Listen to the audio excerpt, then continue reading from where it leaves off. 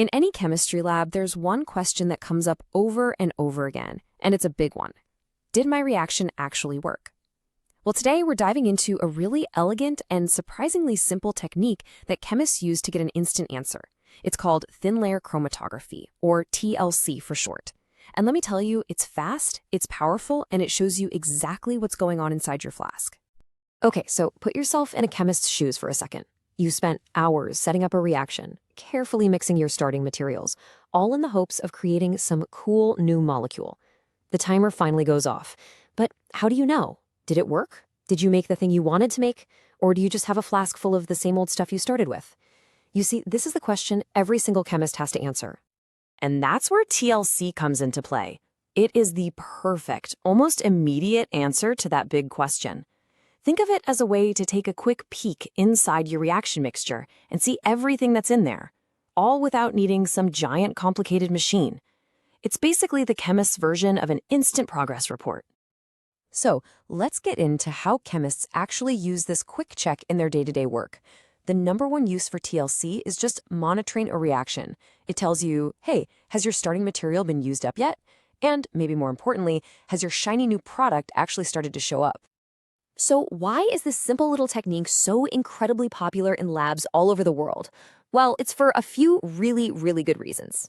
First off, it's dirt cheap. We're not talking about some $1 million piece of equipment here. Second, you only need the tiniest little drop of your sample, which is great. And maybe the best part? You get your answer in just a few minutes. So it's cheap, it barely uses any sample, and it's super fast. Yeah, it's pretty easy to see why TLC is such an essential tool. So how on earth does it work?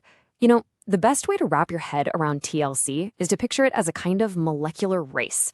We're literally going to put all the different molecules from our sample on a starting line and just see who's the fastest. The results of that race, they tell us everything we need to know.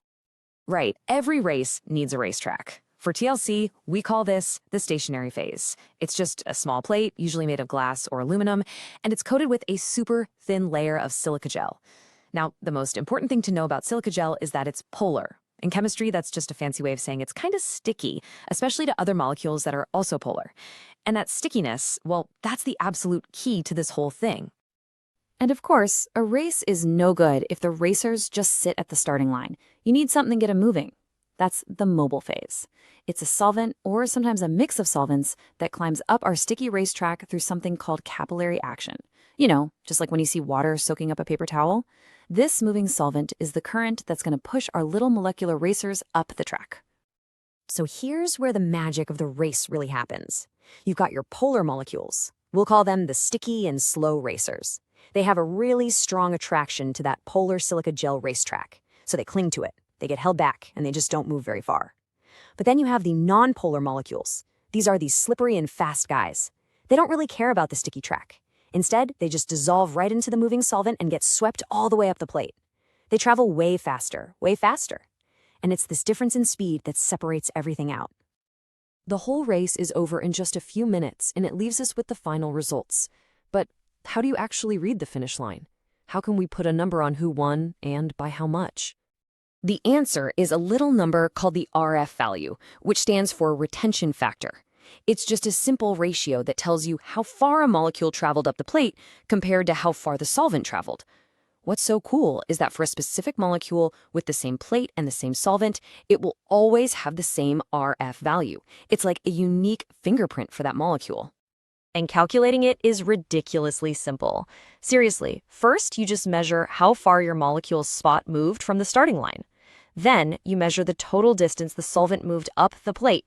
We call that the solvent front. Then you just divide the spot's distance by the solvent's distance. That's it. Simple division. The number you get is always going to be something between 0 and 1.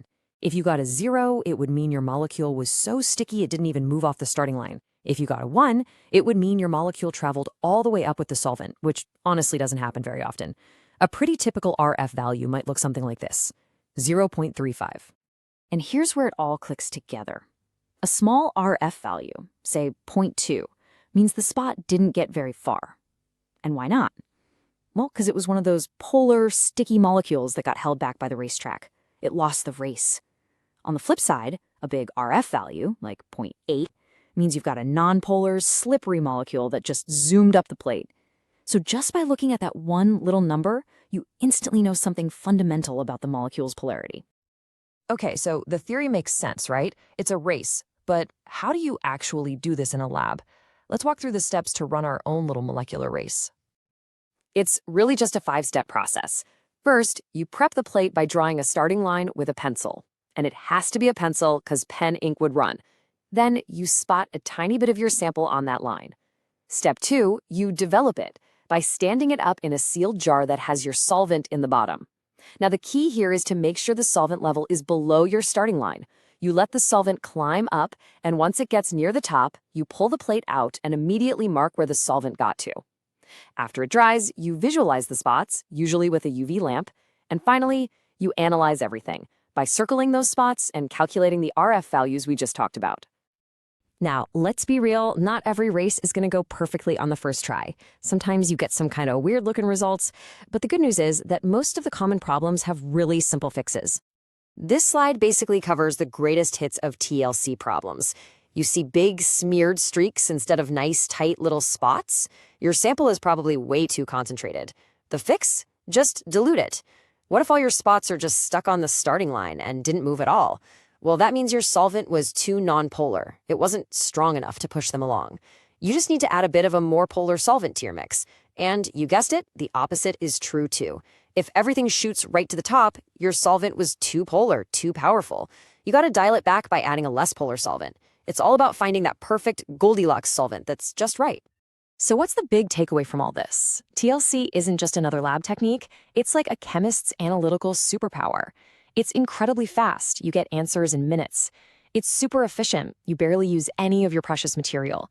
And it's so informative, giving you this clear, visual snapshot of your reaction's progress and purity, right as it's happening. Ultimately, what TLC does is transform a complex, totally invisible mixture in a flask into a simple, beautiful, readable pattern. It gives chemists the power to actually see what they're making, one little spot at a time. So the real question it leaves us with is this. Now that you can see your molecules, what new things are you going to discover?